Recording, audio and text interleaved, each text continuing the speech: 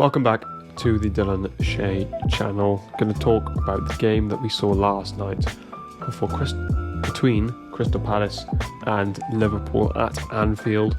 Thought it was a brilliant game, to be honest. Really enjoyed it. Let's talk about the formations first that Palace and Liverpool used, or well, the lineups, because Palace did something interesting. Because Palace did something that they haven't done since Patrick Vieira's come in, which is play defensive football. Really, we've seen it in times, but the formation really insinuated that Palace were going to play defensive football. That's exactly what they did. That when the lineups came out, I had a bit of a problem because I think I rate Crystal Palace highly, and I think they're good enough to go to Anfield and play football. I really do. I think they have good enough players to do it. I'm not saying they'll win, but I think they're good enough to compete with Liverpool and get a result. Liverpool obviously had a weakened team. No Matip or Joe Gomez or Canate. It was Nat Phillips at centre-back. Don't know why. I haven't seen why. If there's no really reason why he's done that, I don't get it. Not that I thought he was awful, but I mean, the goal came from that area. You had James Milner, Harvey Elliott and Fabinho in midfield. And that is not a Premier League winning midfield, which is what Liverpool want to be. So there's problems there, of course. You cannot be a Premier League winning side with James Milner in your team now. You just can't. Let's talk about Liverpool, because they started off very well. I thought the 90 minutes, I thought they played very well, played with an intensity, and they played with the right attitude this game that they didn't against Fulham.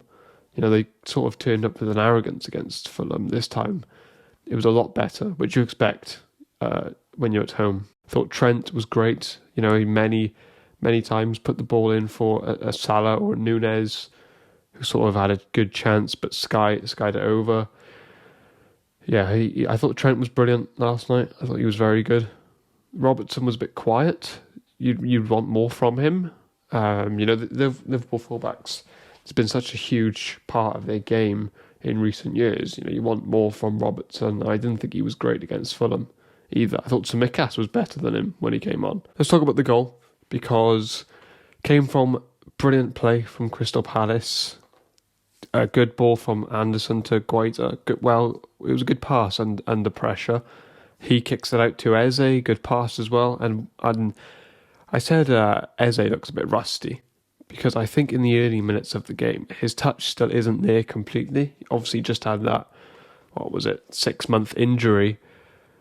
It's obviously going to take a while for it to come back. Plus, we've just had the summer break off. So I think he's still not fully there. But you saw in that moment what he can do. And he's one of my favourite Premier League players. I liked him when he was at QPR. I like him at Palace. I think he's just a fantastic player.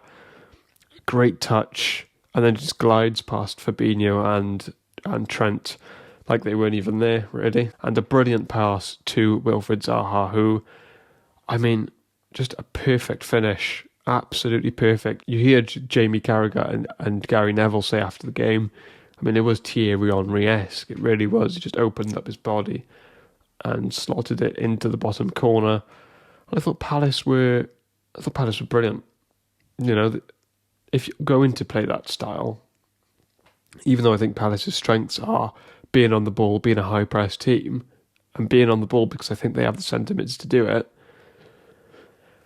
if you can play that defensive football, and you have a striker like Wilfried Zaha, and you have players like Eze who can glide with the ball, and Ayew who works really hard for the team, you can get away with it. You can pull it off. Speaking of their centre mids, Cheick Doucouré was fantastic last night. So was Jeffrey Schlupp as well. I thought he was brilliant.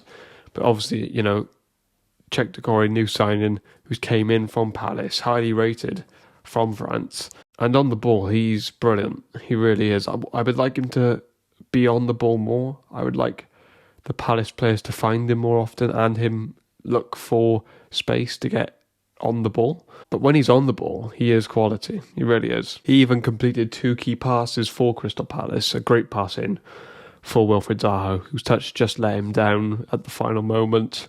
But I was really impressed with Cheick Doucouré. And I thought Palace were just brilliant. I thought they defended really, really well. Guehi, Anderson and Joe Ward were fantastic. And obviously, Joachim Andersen, let's talk about his incident with Liverpool's debutant Darwin Nunez. His debut at home in the Premier League at Anfield, first start, and it couldn't have gone any worse, really, could it? I mean, I cannot believe what he did.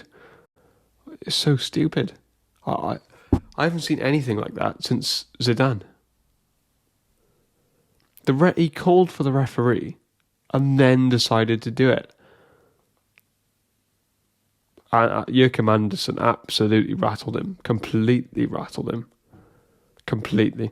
How he thinks he's going to get away with that, it just blows my mind. I couldn't believe it when I seen it last night. I couldn't believe it. So stupid. So stupid.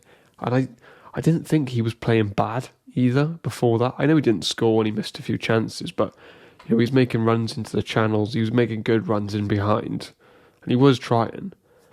But that was just a moment of absolute madness from him. An absolute moment of madness. Let's talk about Liverpool's goals. Luis Diaz. That is goal of the season so far. I know we're 2 games in, but that is just...